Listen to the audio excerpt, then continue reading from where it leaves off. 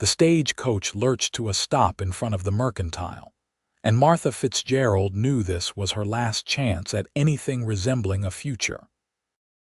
She stepped down onto the dusty street of Florissant, Colorado, her worn traveling dress doing little to hide the fact that she was 38 years old, her hair showing threads of silver at the temples, her hands showing the wear of hard work and harder years. The afternoon sun blazed overhead in the summer of 1878, and she could feel the eyes of townspeople turning toward her, assessing, judging, wondering who this woman was and what business she had in their mountain town. The letter in her reticule felt like it weighed 100 pounds. She had answered the advertisement 3 months ago, her hands shaking as she wrote the words that felt like admitting defeat. A rancher named Henry Dalton sought a wife, someone capable and willing to work, someone who understood the harsh realities of life in the Colorado Territory. She had been honest in her letter, perhaps too honest. She told him she was not a young woman, that she had been widowed twice, first by consumption and then by a mining accident, that she had no children and likely never would. She told him she could cook and clean and mend, that she was strong enough to work from dawn to dusk, that she asked for nothing but a roof over her head and a chance to be useful. His reply had surprised her. Where other men might have rejected her outright for her age and her barren history, Henry Dalton had written back with words that seemed almost kind. He said he was not looking for a young bride who would expect romance and pretty words. He wanted a partner, someone who understood that life on a ranch was hard and unforgiving. He said he was 43 years old himself, that he had built his ranch from nothing over the past 15 years, and that he needed someone practical beside him. He never mentioned love, and Martha had been grateful for that honesty. Now, standing in the middle of Florissant with her single carpetbag and her diminishing courage, she wondered if she had made a terrible mistake. The town was smaller than she had imagined, nestled in a valley surrounded by mountains that seemed to scrape the sky. Pine trees covered the slopes, and the air smelled of resin and wildflowers. It was beautiful in a way that made her chest ache, so different from the gray industrial town, where she had spent the last 5 years working in a boarding house, scrubbing floors and changing linens for men who looked through her, as if she were invisible. A man approached her, and she knew immediately it was Henry Dalton. He was tall and broad-shouldered, his face weathered by sun and wind, his dark hair showing gray at the temples much like her own. He wore typical rancher's clothing, sturdy trousers and a work shirt, boots that had seen years of use. His eyes were blue, she noticed, a startling shade against his tanned skin, and they studied her with an intensity that made her want to look away. "Miss Fitzgerald." His voice was deep, rough around the edges. "Mr. Dalton." She met his gaze, refusing to show the fear that churned in her stomach. "I hope my letter did not mislead you. I am exactly as I described myself." Something flickered in his eyes, an emotion she could not quite read. "You told me you were not young. I can see you were truthful." The words should have stung, but somehow they did not. There was no cruelty in his tone, only observation. She lifted her chin slightly. "I have learned that honesty saves time and prevents disappointment. That it does." He reached for her carpetbag, and she noticed his hands were calloused and scarred, the hands of a man who worked hard every day. "My wagon is just down the street. The ranch is about an hour's ride from town." She followed him, aware of the curious stares from shopkeepers and passers-by. A woman standing outside the general store whispered something to her companion, and both of them looked at Martha with expressions that mixed pity and judgment. She had seen those looks before. A woman her age, arriving alone to marry a stranger, was the subject of gossip and speculation.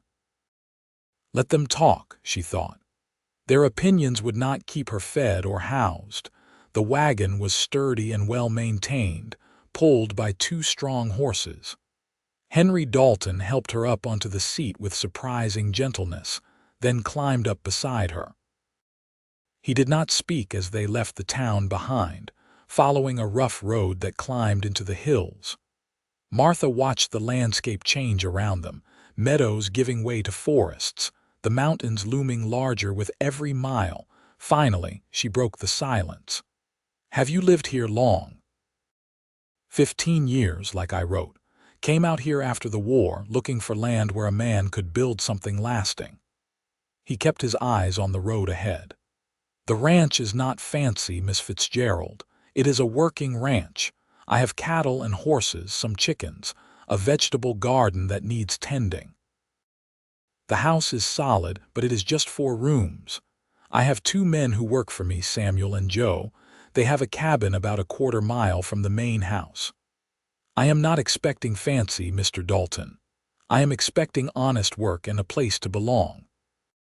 He glanced at her then, and she saw something soften in his expression. "The preacher can marry us tomorrow if you are still willing. I will not force you if you change your mind. I will give you money for the stage coach back if you decide this is not what you want." The offer surprised her. "That is generous. It is practical. A woman who does not want to be here will make us both miserable." He paused, then added, "But I hope you will stay. Your letters suggested you were sensible and hardworking. Those are qualities I value more than youth or beauty." Martha felt heat rise in her cheeks, though she could not say why. "I will stay, Mr. Dalton. I have no reason to return to where I came from and every reason to try to make a life here. Then I suppose we should stop calling each other Miss and Mr. My name is Henry." "Martha," she said, and felt something shift between them, some small easing of the formality that had held them apart. The ranch appeared as they crested a hill, and Martha caught her breath. The house was indeed modest, built of logs with a wide porch across the front, but it sat in a clearing surrounded by such beauty that it seemed almost unreal. Meadows stretched out behind it, dotted with cattle, and beyond that, the mountains rose in layers of blue and purple against the sky. A barn and several outbuildings stood to one side, all well maintained. A garden plot showed neat rows of growing vegetables and chickens scratched in a fenced yard. "It is beautiful," she said, and meant it. Henry looked at her, and for the first time she saw him almost smile. "It is home. Or at least, I hope it will be home for you too." He helped her down from the wagon and carried her carpet bag to the house. The interior was clean but sparse, clearly the home of a man living alone. The main room held a stone fireplace, a table with 4 chairs, and a few pieces of simple furniture. She could see a kitchen area along one wall and 2 doors that must lead to other rooms. "The bedroom is there," Henry said, gesturing to one door. "I have been sleeping in the other room, what I use as an office. I will continue to do so until after we are married, and even then, I will not force my attentions on you. When and if we share a bed will be your choice." Martha stared at him, caught off guard by this unexpected consideration. Most men would have considered her his property the moment they spoke vows, entitled to whatever they wanted from her. "I do not know what to say." "Say nothing. Just know that I am not an unkind man, Martha. I will expect you to work hard, but I will not mistreat you." He set her bag down. "I need to see to the horses and check on the cattle. There is food in the pantry if you are hungry. Make yourself at home." He left her standing there, and Martha slowly turned in a circle, taking in what would be her new home. The house was cleaner than she had expected for a bachelor, though it lacked any woman's touch. The windows were dusty, and she could see cobwebs in the corners. The floor needed scrubbing, and the curtains were faded and thin. But it was solid and well built, and something about it felt right. She found the bedroom and unpacked her few belongings. hanging her 2 dresses in a wardrobe that smelled of cedar. The bed was large and covered with a quilt that had clearly been made by skilled hands, the stitching even and precise. His mother's work, perhaps, or a sister's. She ran her hand over the fabric, feeling the history stitched into it. In the kitchen, she found the pantry well stocked with basics: flour, cornmeal, dried beans, salt pork, coffee.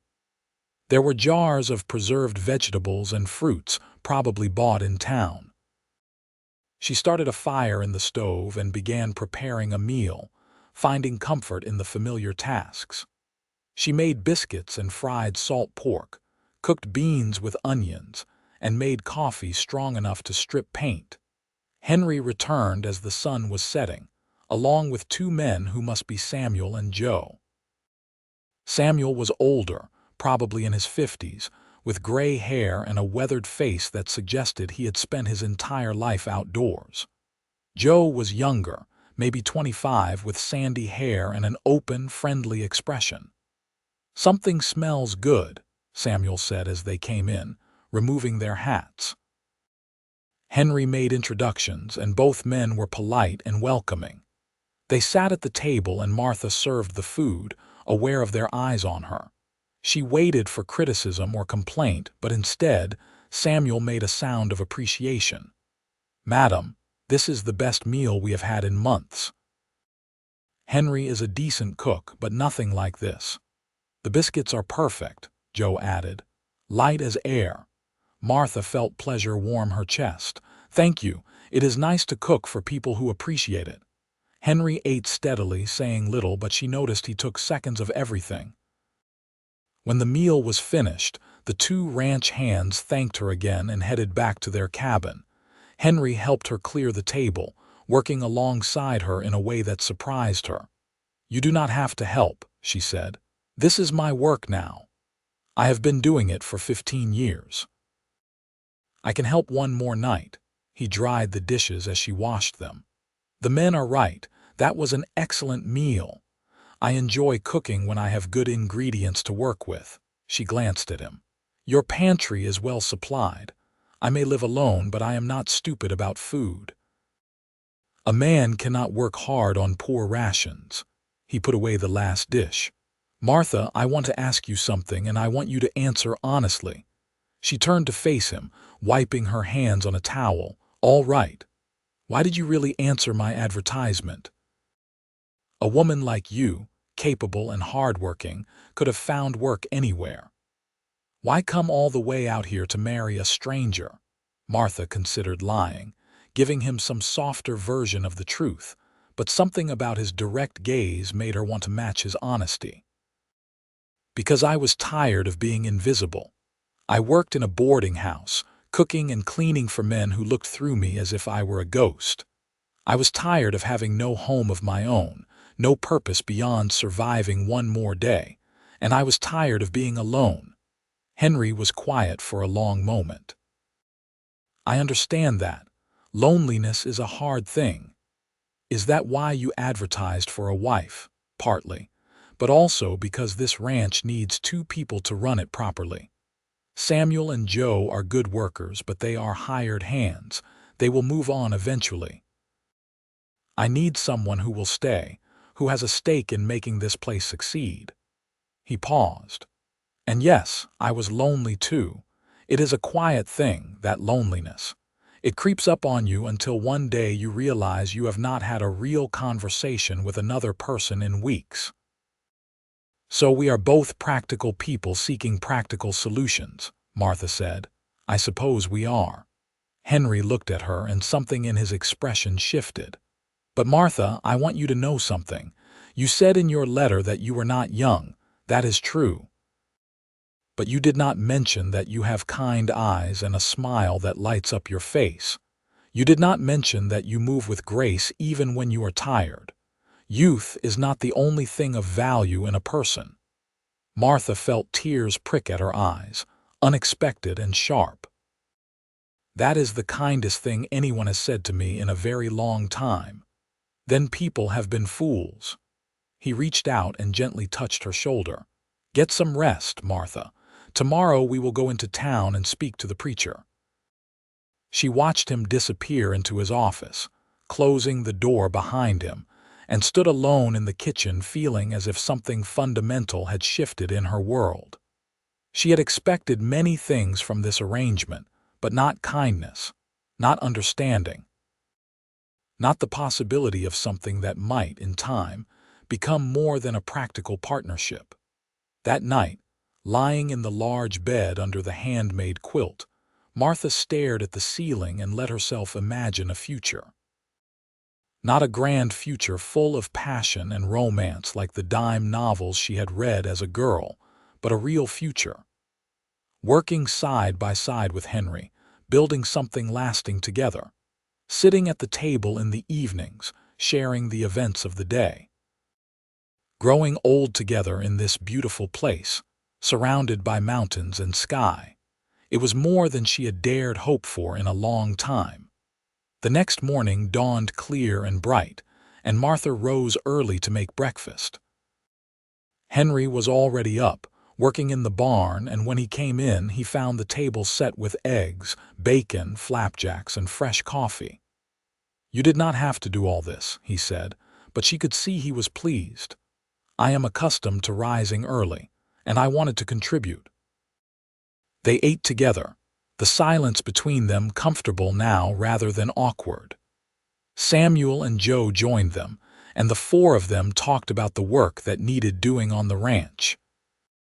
Martha listened, learning about the rhythms of this new life, the seasonal tasks, the challenges they faced with weather and predators, and the simple, endless demands of keeping animals alive and healthy. After breakfast, Henry hitched the wagon again, and they drove back to Florissant. The preacher was an elderly man named Reverend Thomas, with white hair and gentle eyes. He asked them the questions required by law and custom, and seemed satisfied with their answers. They were both of age, both free to marry, both entering into this union willingly.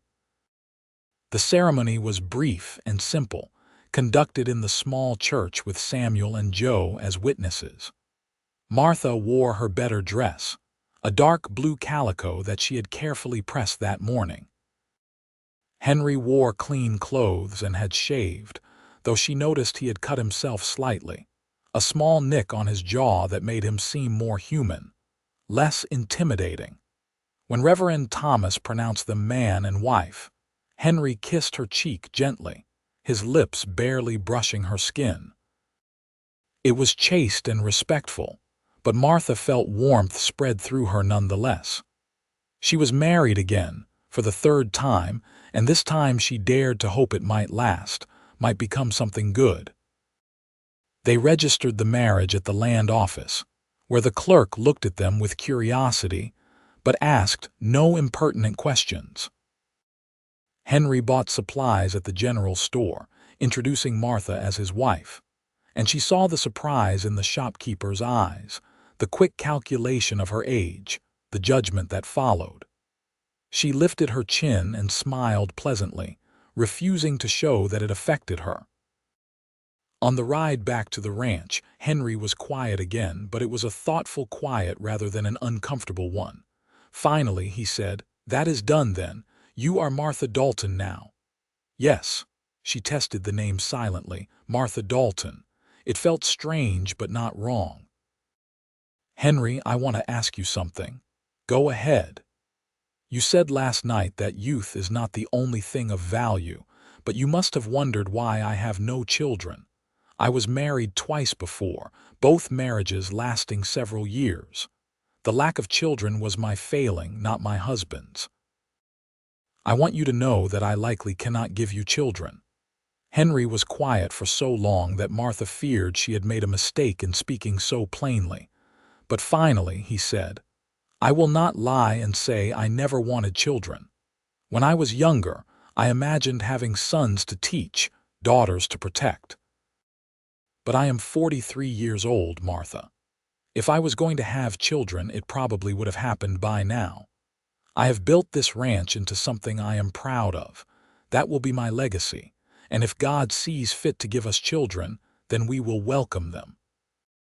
But I did not marry you for breeding purposes. I married you for partnership. Relief flooded through her, so intense it made her dizzy. Thank you for understanding. Thank you for your honesty. It is a rare quality. He glanced at her. Besides, there are other ways to build a family. Samuel and Joe, they are like family in their way. And there are children in town who could use help from time to time. We do not need to be limited by traditional definitions. Martha looked at this man she had married, seeing him with new eyes. He was not handsome in a conventional sense, his features too rough, his face too weathered. But there was strength in him and kindness, and a wisdom that came from living hard and learning from it. She thought about what he had written in his first letter, that he was looking for someone wise enough to understand the realities of ranch life.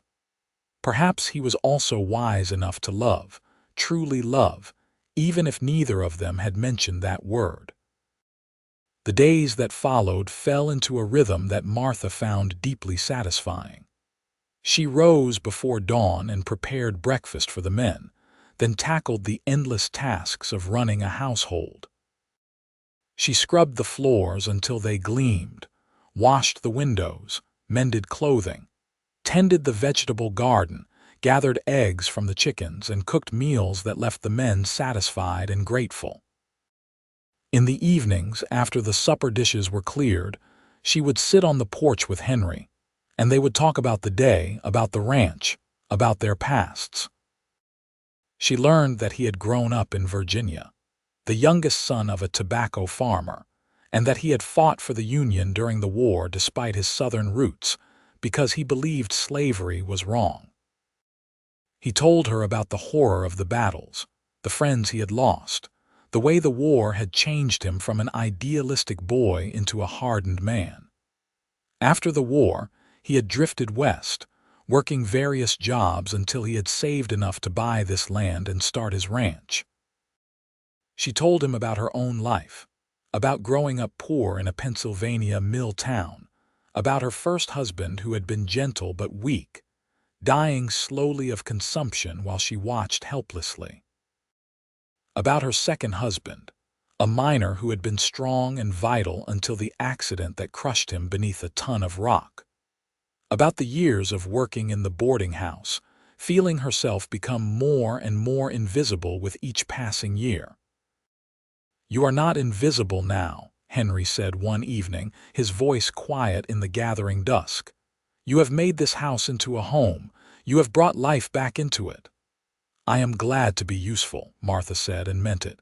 "You are more than useful." He hesitated, then reached over and took her hand. His palm was calloused and warm, and she felt a flutter in her chest at the contact.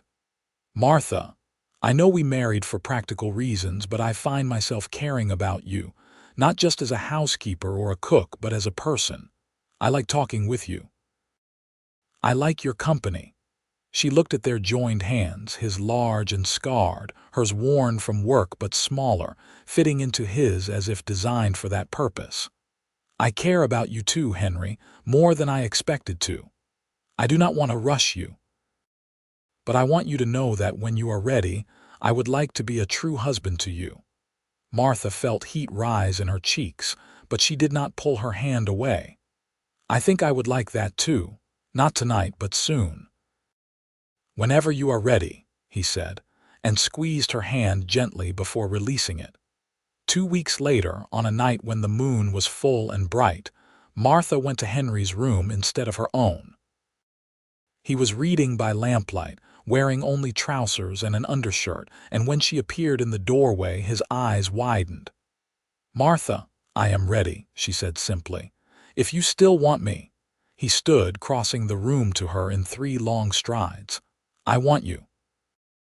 I have wanted you since the day you arrived, honest and brave and beautiful." "I am not beautiful," she protested, but he stopped her words with a kiss. It was nothing like the chaste kiss at their wedding. This was deep and searching, his lips firm against hers, his arms pulling her close. Martha felt desire flare through her, surprising in its intensity. She had been married twice before, had performed her wifely duties, but it had always been just that duty. This was different. This was wanting and being wanted in return. He lifted her and carried her to his bed, and she did not feel self-conscious about her aging body, the silver in her hair, the lines on her face. He looked at her as if she were precious, as if she were everything he had been searching for. And when they came together, it was with a tenderness and passion that brought tears to her eyes. Afterward, lying in his arms, she said, "I did not expect this." "What?" "To feel this way, to want you to be happy." Henry kissed her forehead. "I did not expect it either. I thought we would be partners, friends perhaps, but Martha, I am falling in love with you." She turned to look at him, seeing the honesty in his blue eyes. "I am falling in love with you too. It frightens me." "Why?" "Because I have lost everyone I loved. I do not want to lose you too." "You will not lose me. I am strong as an ox and too stubborn to die easily." He pulled her closer. "We will grow old together, Martha. We will build this ranch into something lasting, and whatever time God gives us, we will fill it with good things." She believed him, and more than that, she believed in the future they could create together. The summer passed into autumn, and Martha threw herself into preparing for winter. She preserved vegetables from the garden, put up jams and pickles, smoked meat, and made sure the pantry was stocked. Henry taught her to ride, patiently working with her until she could handle a horse with confidence. She began riding out with him to check on the cattle, learning about the ranch from the ground up. Samuel and Joe treated her with respect and genuine affection, including her in their jokes and conversations. She learned that Samuel had been a widower for 10 years, his wife taken by fever, and that he had no children. Joe had grown up in an orphanage in Denver and considered the ranch the first real home he had ever known. They were lonely men, she realized, finding family where they could, and she did her best to include them in that family. One evening in late October, as the first snow began to fall, there was a knock at the door. Henry answered it to find a young woman standing on the porch, shivering in a thin shawl, a small child bundled in her arms. "Please," the woman said, her voice desperate. "My wagon broke down about 2 miles back. My husband went for help, but it has been hours and he has not returned. My baby is so cold." "Come in," Martha said immediately, ushering the woman to the fire. She took the child, a little girl of about 2 years old, and wrapped her in a warm blanket. "Henry, heat some milk. She needs warmth from the inside out." The woman, who gave her name as Sarah Phelps, was barely more than a girl herself, maybe 20 years old, with hollow cheeks and frightened eyes. Martha got her warm clothing, fed her soup and bread, and settled the child in her lap by the fire. Henry and Samuel rode out into the gathering snow to search for Sarah's husband. They returned 2 hours later with a young man named Thomas Phelps, who had gotten turned around in the snow and nearly frozen before they found him. He was hypothermic and exhausted, and Martha and Henry worked together to warm him slowly, knowing that heating him too fast could be dangerous. The Phelpses stayed with them for 3 days while the snow continued to fall, and Thomas recovered his strength. Martha learned that they were headed west to California, chasing dreams of gold and opportunity, but had run short of money and supplies. Their wagon was badly damaged and they had no means to repair it. On the 3rd evening, Martha and Henry talked in their bedroom, speaking in low voices so their guests would not hear. "They cannot continue west," Martha said. "They will die out there." "I know," Henry agreed. "But we cannot force them to stay. What if we offered Thomas a job? We could use another hand, especially with winter coming. And Sarah is good with the chickens and the garden. She could help me." Henry looked at her with something like wonder. "You would do that? Take in strangers and make them part of our lives?" They are young and afraid and have nothing. We have enough to share. Is that not what family does?" He pulled her into his arms and held her tight. "You have the biggest heart of anyone I have ever known. Yes, let us offer them a place here. If they want it." The Phelpses accepted gratefully, tears streaming down Sarah's face as Martha assured her they were welcome. Thomas proved to be a hard worker, eager to learn and grateful for the opportunity. Sarah was quiet and shy but blossomed under Martha's gentle guidance, becoming more confident and capable with each passing week. As winter settled over the ranch, deep and cold, Martha found herself happier than she had ever been. The house was full of people, of conversation and laughter and life. She cooked for 6 now instead of 4, and instead of being a burden, it was a joy. They played cards in the evenings, told stories, sang songs. Samuel had a surprisingly good voice and knew dozens of old ballads. Joe taught little Emma, Sarah's daughter, to clap along to the music. On Christmas Eve, Martha stood at the window watching snow fall in the moonlight, and Henry came up behind her, wrapping his arms around her waist. "What are you thinking about?" he asked. "About how different this is from last Christmas."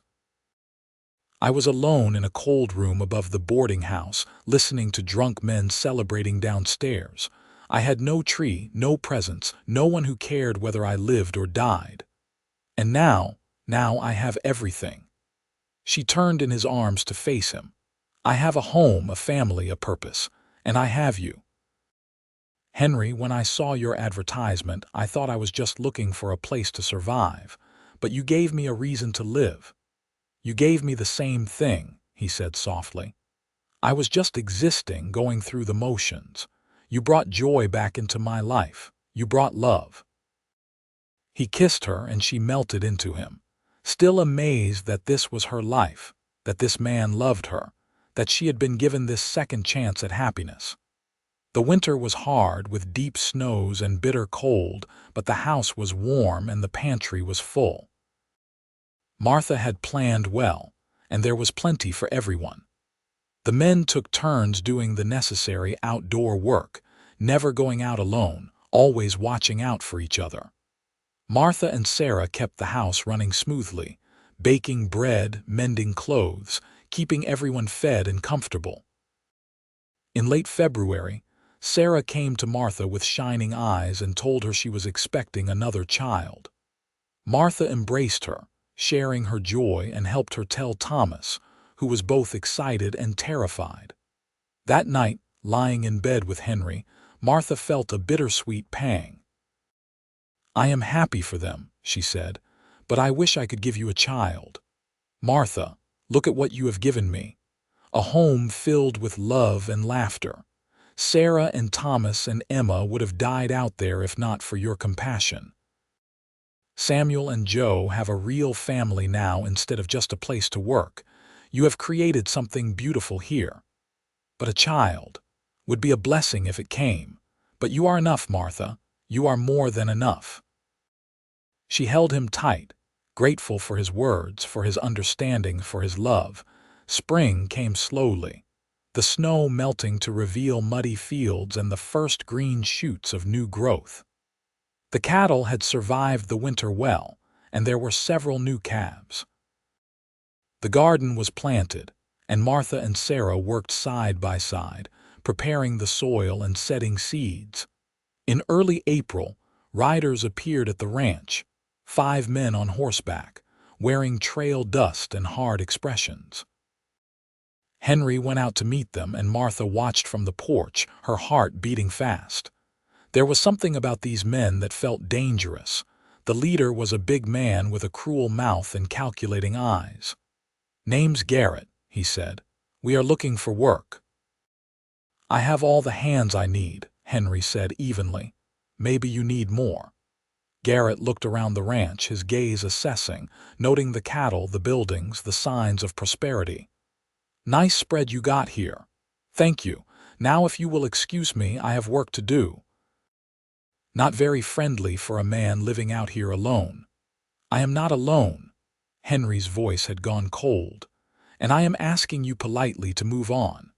Garrett's eyes flicked to the porch where Martha stood, then to the barn where Samuel and Joe had emerged, both carrying rifles. "No need for hostility, friend. We will be on our way." But as they rode off, Martha saw Garrett look back, and she did not like the expression on his face. That night at supper, she voiced her concerns. "Those men felt wrong," she said. "I agree," Samuel said. "I have seen their type before. Drifters and troublemakers." "We will need to be watchful," Henry said. "Keep the rifles handy. Do not go far from the house alone." For a week, nothing happened, and Martha began to hope the men had moved on.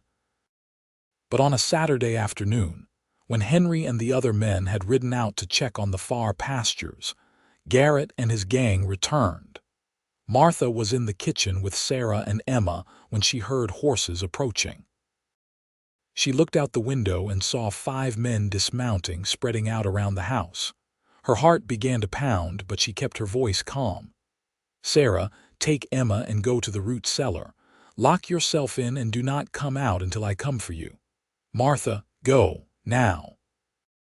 Sarah grabbed her daughter and ran. Martha took down the rifle Henry had taught her to use, checked that it was loaded, and positioned herself by the window. When Garrett kicked open the door, she was ready. "That is far enough," she said, leveling the rifle at his chest. "You are not welcome here." "Leave now," Garrett laughed. "A woman with a gun, that is cute. I know how to use this, and I will if you take one more step. There are 5 of us and one of you. Be reasonable. The reasonable thing is for you to leave before my husband returns with his men. They will not be as patient as I am. Your husband left hours ago. We watched him ride out, saw him head toward the mountains. He will not be back for hours." Garrett took a step forward. "Now we can do this easy or hard. We just want what you got. Food, money, maybe some of those cattle. You give us what we want, nobody gets hurt." Martha's hands were steady on the rifle, but her mind was racing. She could shoot Garrett, but then the other 4 would rush her. She needed to buy time, hope that Henry would return, pray that Sarah and Emma stayed hidden. "I will give you food," she said, "but you will stay where you are while I get it." She backed toward the pantry, keeping the rifle trained on Garrett, but one of the other men circled around through another door. She heard him behind her and spun, but too slow. He grabbed the rifle barrel and they struggled for control. The gun went off, the bullet splintering the ceiling, and then he wrenched it from her hands. Garrett laughed again, advancing on her. "That was stupid, lady. Now things are going to get unpleasant for you." Martha backed away, looking for a weapon, anything to defend herself. Her hand closed on a cast iron skillet, and when Garrett reached for her, she swung it with all her strength. It connected with his head with a satisfying thunk, and he staggered back, blood running down his face. "You witch!" He lunged at her, and they crashed to the floor. Martha fought with everything she had, scratching and biting, but he was too strong. His hands closed around her throat, squeezing, and black spots began to dance in her vision. Then suddenly the pressure was gone, and she heard shouting, the sounds of fighting. She rolled away, gasping for air, and saw Henry grappling with Garrett. Samuel and Joe were fighting the other men, and there was chaos and violence filling her clean kitchen. Henry's fist connected with Garrett's jaw, and the big man went down hard. Joe had tackled one of the gang members and was pounding him into submission. Samuel had his rifle trained on the remaining 3, who had thrown up their hands in surrender. Martha. Henry was beside her, pulling her into his arms. "Are you hurt?" "I am all right," she managed, her throat aching. "Sarah and Emma are in the root cellar." "Joe, go get them. Samuel, tie these men up. I am riding to town for the sheriff." Within an hour, the sheriff and 2 deputies had arrived to take Garrett and his men away. The sheriff, a competent man named Bill Crawford, took everyone's statements and assured them the gang would be prosecuted. After they left, Martha sat on the porch, still shaking from the aftermath of fear and violence. Henry sat beside her, holding her hand. "I am sorry I left you alone," he said. "I should have. You could not have known they would come back, and I was not alone. I had your teachings, your rifle, and my own determination." She looked at him. "We will not let fear rule us, Henry. This is our home, and we will defend it when we must, but we will not live in terror." "You are the bravest person I know," he said. "When I saw him hurting you, I thought my heart would stop. But you came in time. You saved me. We saved each other." He kissed her gently. "That is what partners do." Sarah emerged from the house with Emma, both of them pale but unharmed. Thomas, who had been out with the men, rushed to embrace them. That night, they all sat together by the fire, finding comfort in each other's presence, grateful to be alive and safe. The incident with Garrett's gang became a turning point for Martha. She realized how much this place had come to mean to her, how fiercely she wanted to protect it and the people she loved. She also realized that she was stronger than she had believed possible. She had faced danger and survived, had fought for her home and won. As spring turned to summer, life on the ranch settled back into its rhythms, but something had changed. The bonds between all of them had deepened, forged in that moment of shared danger. They were truly a family now, bound by choice and love rather than blood. In June, a circuit preacher came through Florissant, and Martha suggested they invite him to the ranch for Sunday services. He agreed, and soon it became a tradition. Every few weeks, when the preacher was in the area, he would come to the ranch and they would have services in the barn. Other families from neighboring ranches began to attend, and Martha found herself part of a larger community. She became friends with other ranch wives, women who understood the hardships and joys of this life. They shared recipes and advice, helped each other through illnesses and births, celebrated together when times were good and supported each other when times were hard. In August, Sarah gave birth to a healthy baby boy. Martha assisted with the birth, her hands steady and sure, and when she placed the squalling infant in Sarah's arms, she felt a profound sense of joy. This was her family, even if she had not given birth to any of them. She was part of their lives, their joys and sorrows, and that was enough. Thomas and Sarah named the baby Henry, after the man who had given them a chance at a new life. Henry Dalton held his tiny namesake with surprising gentleness, and Martha saw tears in his eyes. "We have been blessed," he said that night as they prepared for bed. "So incredibly blessed." "Yes," Martha agreed. "We have." That autumn, Henry took Martha to Denver for a few days, a trip they had been planning for months. It was her first time in a city so large, and she was overwhelmed by the buildings, the crowds, the noise. But Henry guided her through it all, patient and protective, showing her sights she had only read about. They stayed in a hotel, ate in restaurants, attended a play at a grand theater. Henry bought her a new dress, a beautiful blue silk that made her feel elegant and young. He bought himself a new suit, and they had their photograph taken together, standing side by side, his hand on her shoulder, both of them looking content and prosperous. On their last night in Denver, Henry took her to an expensive restaurant and ordered champagne. When it arrived, he raised his glass to her. "To my wife," he said. "The wisest, bravest, most wonderful woman I have ever known.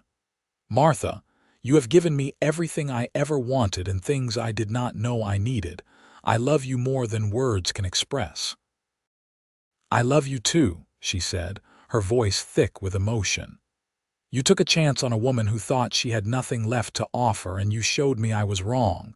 You gave me a home, a family, a purpose. You gave me love when I thought I was too old for such things." "You were never too old for love. You were just waiting for the right person to see you." He reached across the table and took her hand.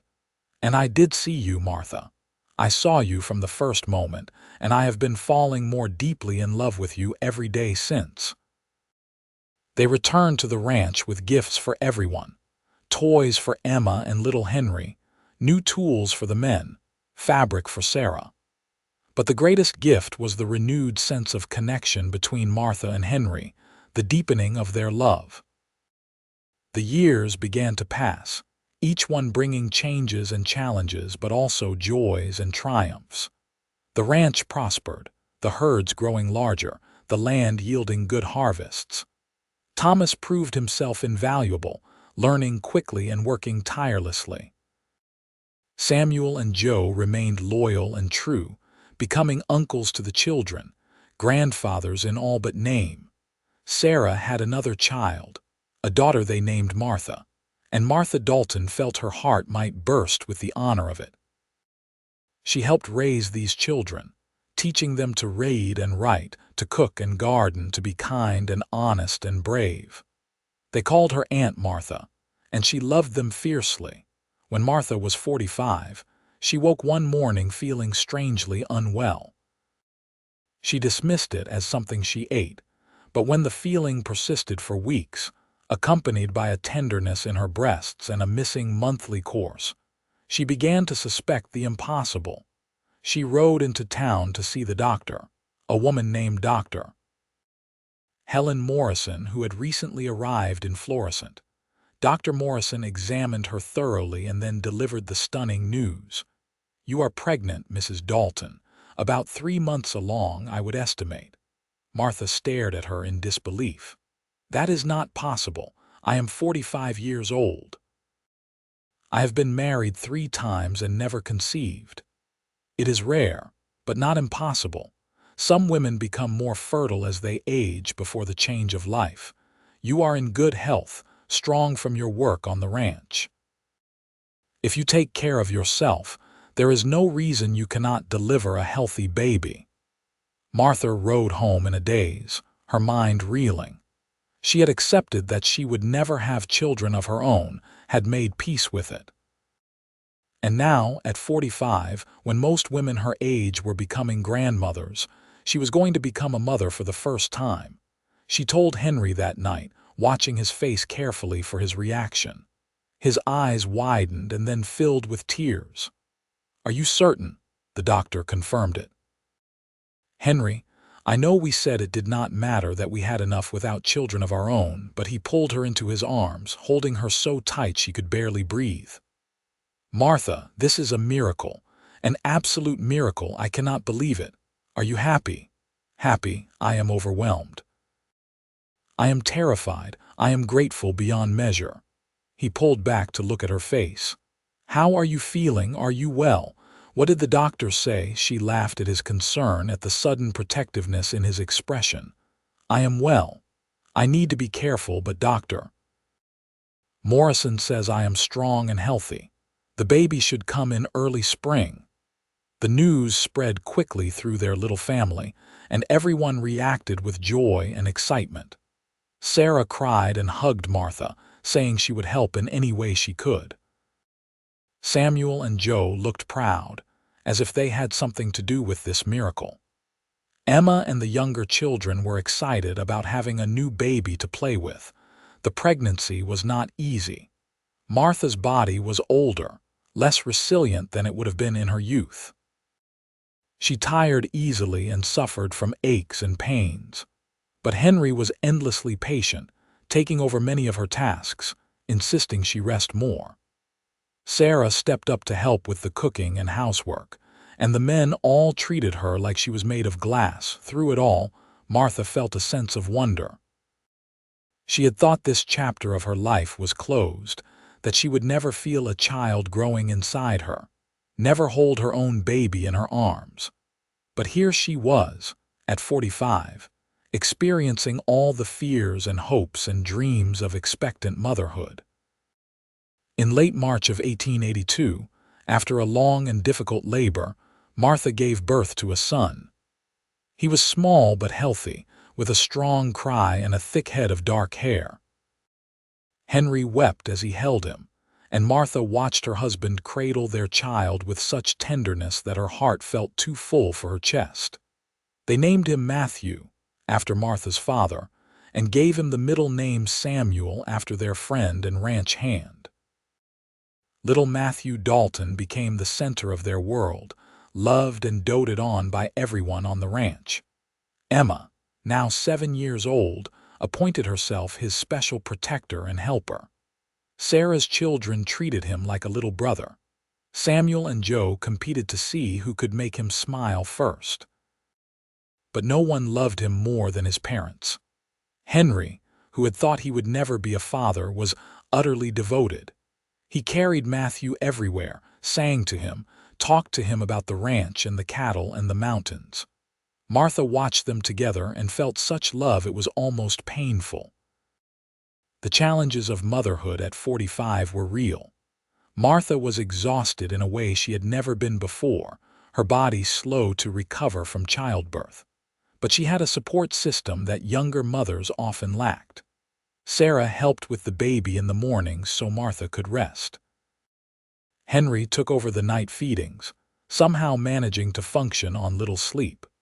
The men all pitched in with household tasks so Martha could focus on healing and caring for Matthew.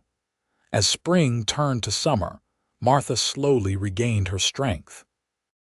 She learned to balance motherhood with her other responsibilities, finding new rhythms and routines. Matthew was an easy baby, content to be held, quick to smile, sleeping in long stretches at night. He thrived on the attention showered on him by his extended family.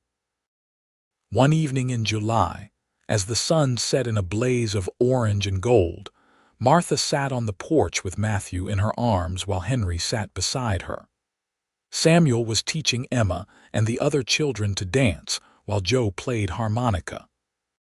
Sarah and Thomas watched from the steps, his arm around her shoulders, both of them smiling. "You remember when I first arrived?" Martha asked Henry.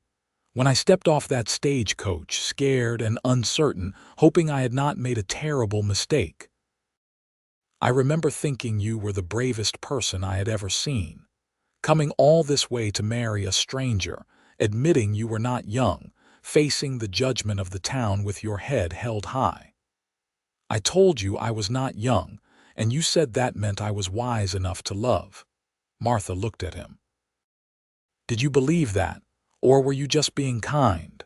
"I believed it.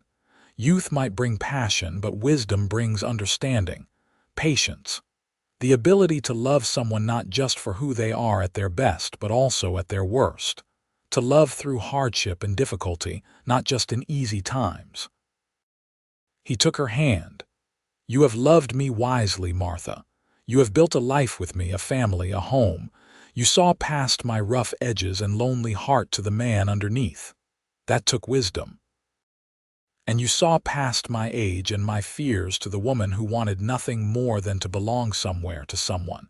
That took wisdom too." Henry leaned over and kissed her gently. "We were both wise enough to take a chance on each other, and look what we built." Martha looked around at the ranch, at the people who filled it with life and laughter, at the child sleeping peacefully in her arms, at the man beside her who had become her partner, her love, her everything. This was her life, richer and fuller than anything she had imagined possible when she answered that advertisement 4 years ago. "We built a miracle," she said softly. The years continued to unfold, bringing changes and growth. Matthew grew into a bright, curious boy, following his father everywhere, learning about the ranch and the animals. The other children grew too, eventually leaving to start their own lives but always coming back for visits, for holidays, for the important moments. Samuel passed away peacefully in his sleep at the age of 72, and they buried him on a hill overlooking the ranch he had helped build. His loss was profound, but he had lived a good life and died surrounded by people who loved him like family. Joe eventually married a widow from town and brought her to live in Samuel's old cabin, and she fit into their family as if she had always been there. Thomas and Sarah prospered, eventually buying a neighboring property and starting their own ranch. But they remained close, their children growing up alongside Matthew like siblings. The sense of community Martha had helped create continued to expand, encompassing more families, more connections, more love. As Martha entered her 50s, her hair now more silver than brown, her face lined with years of hard work and laughter, she found herself more content than she had ever dreamed possible. She watched Henry teaching Matthew to ride, to rope, to care for the cattle, and she saw the strong bond between father and son. She saw Matthew grow into a fine young man, kind and hardworking like his father, with her own sense of justice and compassion. On their 10th wedding anniversary, Henry took Martha to the spot where he had proposed she stay, that first day when he had offered her money for the stagecoach if she wanted to leave. They stood there, older now, marked by time but also by love, and he took her hands. "When I placed that advertisement, I was looking for someone practical, someone who would not expect romance or pretty words. I thought I wanted a partnership, nothing more." "And you got more than you bargained for," Martha said with a smile. "I got everything I never knew I needed." "Martha, you brought love into my life, but not just romantic love. You brought the love of family, of community, of home. You turned this ranch into a place of warmth and welcome. You raised a son with me, helped raise Sarah's children, supported Joe and Samuel and 100 other people along the way. You are the heart of this place." "And you are mine," Martha said. "Henry, when I told you I was not young, I thought I was apologizing for something, admitting to a failing. But you taught me that age brings gifts too. Wisdom, patience, understanding. I loved you better at 38 than I could have at 18. I loved you with my whole self, with everything I had learned and survived, and you loved me the same way." "We were both wise enough to love," Henry said, echoing those words from their first meeting. "And we will continue to love through whatever comes, until the end of our days and beyond." They kissed, standing in the mountain air with the ranch spread out below them, and Martha felt the truth of his words in her bones. This was forever, this love they had built together. Not a passionate infatuation that would burn out quickly, but a steady, enduring fire that would warm them through all the years to come. Matthew grew and eventually fell in love with a young woman from town, a teacher named Clara who was intelligent and kind and reminded Martha of herself when she was younger. They married when Matthew was 23, and Martha and Henry helped them build a house on the ranch property, keeping their son close while giving him space to build his own life. When Martha was 56, she became a grandmother for the first time when Clara gave birth to twin daughters. Holding those babies, one in each arm, Martha looked across the room at Henry, now 61 and still strong despite the gray in his hair and the lines on his face, and saw him watching her with such love that tears sprang to her eyes. "We did well," he said simply. "We did better than well," she replied. "We did beautifully." The ranch continued to prosper, now truly a family operation spanning 2 generations. Matthew proved himself as capable as his father, and together they expanded the operation, buying more land, increasing the herds. Clara started a school on the ranch, teaching not just their own children but children from neighboring ranches, giving them opportunities for education they might not otherwise have had. Martha, now the matriarch of a sprawling family, found her role shifting. She no longer did the heavy work, but she was the keeper of stories, the source of wisdom, the one everyone came to with problems and questions. She taught her granddaughters to cook and sew, told them stories of how she and Henry had met, of the early days on the ranch, of the struggles and triumphs that had shaped their family. On a crisp autumn evening, as Martha approached her 60th birthday, She and Henry sat together on the porch as they had done countless times before. The sun was setting, painting the sky in shades of pink and gold, and the mountains stood eternal against the horizon. From inside the house came the sounds of family. Matthew and Clara talking, their daughters laughing, the everyday noise of a home full of life. "Do you ever regret it?" Martha asked suddenly. "Marrying me instead of a younger woman who could have given you more years together?" Henry looked at her in surprise. "Never. Not for one single moment. Martha, these years with you have been the best of my life.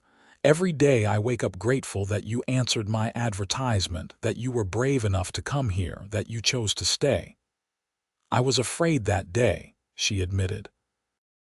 "Standing in Florissant, watching you approach, knowing you would see that I was not young, I almost turned around and got back on the stagecoach. I am so glad you did not." He took her hand, their fingers intertwining automatically, a gesture made thousands of times over the years. "Do you know what I thought when I first saw you? That I was old? No, I thought you looked strong, capable, real. You were not trying to be something you were not. You stood there with your head high, honest about who and what you were, and I admired that more than any youthful beauty." He paused, then continued, "And I thought you had kind eyes. I was right about that." Martha leaned her head on his shoulder, and they sat in comfortable silence as the sun completed its descent, and stars began to appear in the darkening sky. She thought about the journey that had brought her here, from that desperate woman in a boarding house to this content grandmother surrounded by family and love. "I used to think I had nothing to offer," she said quietly. "That I was too old, too worn down by life. But you taught me that I had everything that mattered: strength, wisdom, the capacity to love and be loved. You saw value in me when I could not see it in myself." "We saw value in each other," Henry corrected. "That is what made this work. We both came to this marriage with nothing but hope and honesty, and we built something neither of us could have built alone." Over the next years, as Martha moved through her 60s and Henry through his late 60s and into his 70s, they remained devoted to each other and to the family they had created. They watched their granddaughters grow into young women, saw Matthew and Clara's family expand to include a son, welcomed new additions as Joe and his wife had children, celebrated weddings and births, and all the milestones that marked the passing of time. The ranch became something of a legend in the area, known not just for its prosperity, but for the family that ran it. People spoke of Martha and Henry Dalton with respect and affection, marveling at how they had built such a legacy starting from a simple mail-order bride advertisement. When Martha was 68 and Henry 73, they took a trip back to Florissant, now a more established town than it had been when she first arrived. They walked down the main street, hand in hand, and stopped in front of the spot where she had first stepped off the stagecoach. 30 years ago," Martha said wonderingly. "Has it really been that long?" 30 of the best years imaginable," Henry said, "though I confess I am moving a bit slower than I did back then." "We both are," Martha laughed, "but we are still here, still together. That is what matters." They visited the church where they had been married, finding it much the same despite the years. Reverend Thomas had long since passed, replaced by a younger minister who knew them by reputation. They stood in the spot where they had spoken their vows, remembering that day and all that had followed. That night in a hotel room in town, Henry held Martha close and said, "I want you to know something. If I could go back and choose any life, any path, I would choose this one again. I would choose you every single time." "Even though I was not young?" Martha asked, a hint of teasing in her voice. "Especially because you were not young.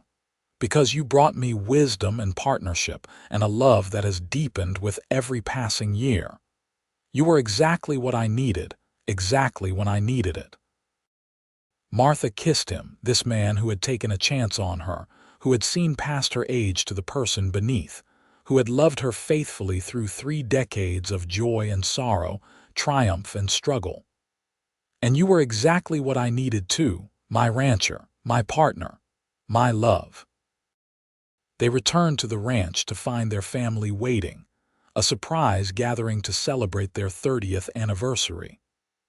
The house was full of people, 3 generations now, all of them connected by the bond Martha and Henry had forged that first day. There was food and music and laughter, stories told and retold, memories shared and celebrated. As the evening wore on, Matthew stood and raised his glass. "To my parents," he said, his voice carrying across the crowded room. "They built this ranch with their own hands and their own determination. But more than that, they built a family, a community, a legacy of love and kindness. My mother always told me that she arrived here thinking she had nothing to offer, that she was too old for new beginnings. But she proved that we are never too old to start over, never too old to find love, never too old to build something beautiful. And my father," he continued, "taught me that wisdom is more valuable than youth, that partnership is more important than passion, though they were lucky enough to have both. He saw my mother's worth when she could not see it herself, and together they created something that will last for generations." Everyone raised their glasses, and Martha felt tears streaming down her face. She looked around at all these people, all these lives that had been touched and changed by the choice she and Henry had made to take a chance on each other, and she felt overwhelmed with gratitude. The years continued to pass, more slowly now, each one precious. Henry's health began to decline as he moved through his 70s, but his mind remained sharp, and his love for Martha never wavered. She cared for him as he had once cared for her, their roles reversing but their devotion unchanged. On a spring morning when Martha was 72 and Henry 77, he woke and told her he had dreamed of the day she arrived. "You stepped off that stage, coach, so brave and so afraid at the same time," he said, his voice weak but clear. "I fell in love with you in that moment, though I did not know it yet. I looked at you and thought, this is the person I have been waiting for." "I was so scared," Martha admitted. "I thought you would take one look at me and send me back. Never, not for a single moment." He reached for her hand. "Martha, I need you to know something. Whatever time I have left, whether it is days or years, I am grateful for every moment of it. You gave me a life beyond anything I imagined possible. You gave me family, love, purpose, joy. You gave me everything." "Henry," her voice broke. "No, let me finish. When I am gone, I want you to keep living. Keep being the heart of this family. Keep telling our story.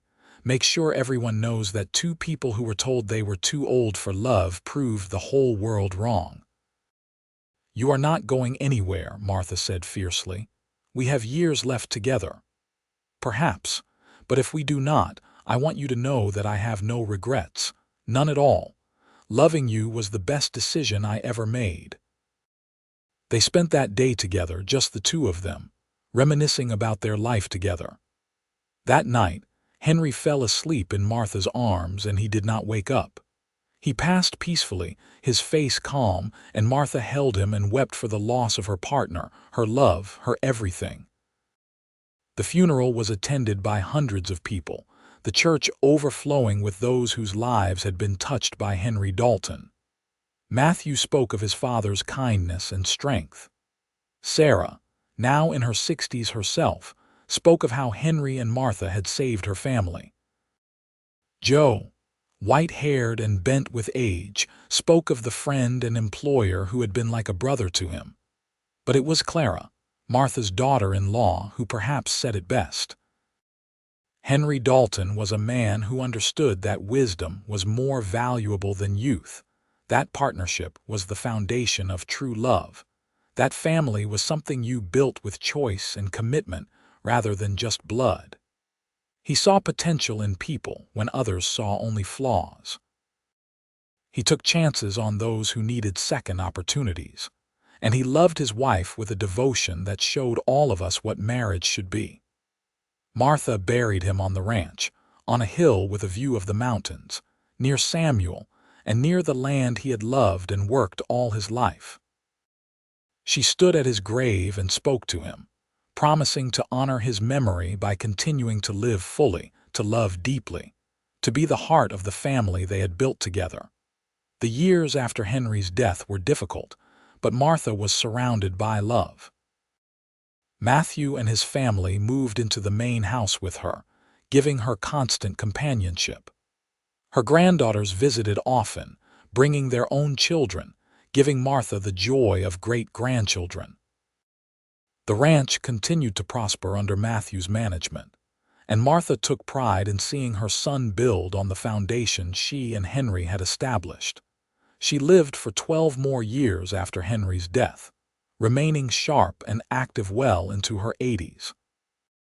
She told stories to her great-grandchildren about the old days, about how she had come to Florissant as a mail-order bride, about how their great-grandfather had seen past her age to the person within. She made sure they understood that it was never too late for new beginnings, never too late for love, never too late to build something beautiful. On her 84th birthday, surrounded by 4 generations of family, Martha Fitzgerald Dalton stood on the porch of the ranch house and looked out at the land she had come to love. The mountains still rose eternal against the sky, the meadows still stretched out green and beautiful, and the legacy she and Henry had built still flourished.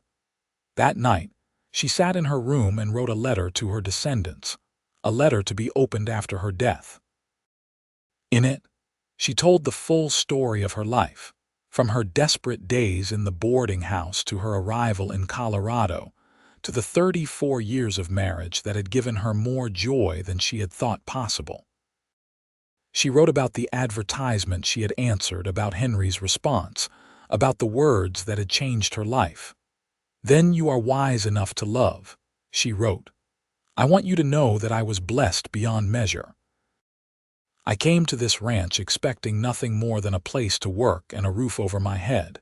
Instead, I found love, family, purpose, and joy. Henry and I built this together, 2 people who were told they were past their prime, proving that age is no barrier to creating something beautiful. We were wise enough to love, and that wisdom carried us through every challenge, every sorrow, every triumph. Remember this. It is never too late to start over, never too late to take a chance, never too late to love. If an aging widow and a lonely rancher can build a legacy that spans generations, then anyone can. Hold fast to hope, be brave enough to be honest, and never underestimate the value of wisdom earned through living.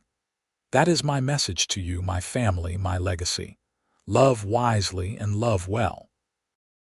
Martha Fitzgerald Dalton passed away peacefully in her sleep 3 weeks later, joining Henry at last. She was buried beside him on that hill overlooking the ranch, and the funeral was attended by more than 500 people, a testament to the life she had lived and the love she had shared. The ranch continues to this day, still in the family, still prospering, still a place where people are welcomed and valued for who they are rather than what they appear to be. In the main house, in a place of honor, hangs the photograph taken in Denver all those years ago. Henry and Martha Dalton, standing side by side, his hand on her shoulder, both of them looking content and proud. Below it, a brass plaque reads, "Martha and Henry Dalton, she said, I'm not young. He said, then you're wise enough to love, married 1878, partners forever." And if you visit that ranch on a spring evening when the sun is setting and the mountains are painted in gold, locals will tell you that you can sometimes see 2 figures standing on the hill near the graves, hand in hand, looking out over the land they loved. Whether it is just a trick of the light or something more, no one can say for certain. But those who believe in lasting love, in the power of wisdom over youth, in the beauty of second chances, choose to believe it is Henry and Martha, still together, still watching over the family and the legacy they built with courage, honesty, and love that was wise enough to endure. Their story became legend in the area, told and retold, a reminder that it is never too late to find love, never too late to build a life, never too late to take a chance on happiness. And at the heart of that story is a simple truth. That wisdom earned through living, through surviving, through learning to love despite disappointment and loss, is more valuable than youthful passion. That partnership built on honesty and respect will outlast any romance built on illusion and pretense. That two people brave enough to be themselves, flaws and all, can create something more beautiful than any fairy tale. Martha Fitzgerald arrived in Florissant, Colorado as a desperate woman with nothing to offer but honesty and hard work. She left this world as the beloved matriarch of a family that spanned 4 generations, having lived a life rich with love, purpose, and joy. And it all started with a simple advertisement, a truthful letter, and a rancher wise enough to see that the woman who said she was not young was exactly the woman he needed. She brought him wisdom, and together they built something that would last forever, a testament to the enduring power of love that is wise enough, brave enough, and true enough to overcome any obstacle,